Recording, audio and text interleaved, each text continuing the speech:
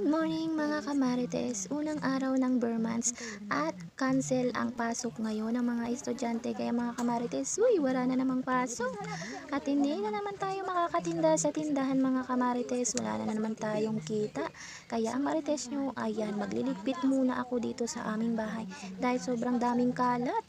Dahil nga medyo nagkasakit nga ang mga tao dito sa bahay. Kaya ayan, tambak-tambak ang mga linisin dahil hindi nga nakapaglinis dahil sabay-sabay nga nagkasakit.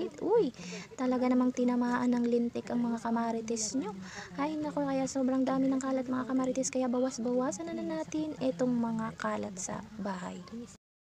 Dahil nga cancel ang pasok mga kamarites, taong bahay na naman nga ang inahang marites. Kaya ayan, naglinis muna nga tayo sa bahay dahil ayan, sobrang kalat na.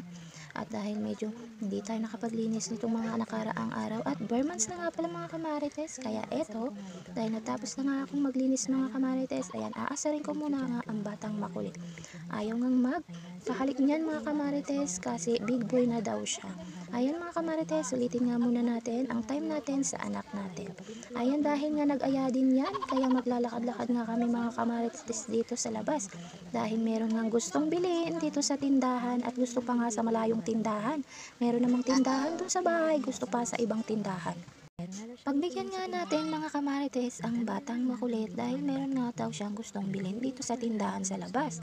Ewan ko ba kung ano bang gustong bilhin yan mga kamarites. So yan mga kamarites, nandito na nga kami sa tindahan at ayan, nagtuturo na nga ang batang makulit kung ano-ano nga sinasabi at bibili nga daw siya ng ice cream. At napagbigyan na nga ang batang makulit kaya nag-aya na nga rin umuwi. At uuwi na nga kami dahil ako pa'y magsasaing. So ayun mga kamarites, nagkakabkab na nga ako dyan ng abo at inilalagay ko na nga itong bagol o bao. Dahil ito nga ang gagamitin kong panggatong mga kamarites.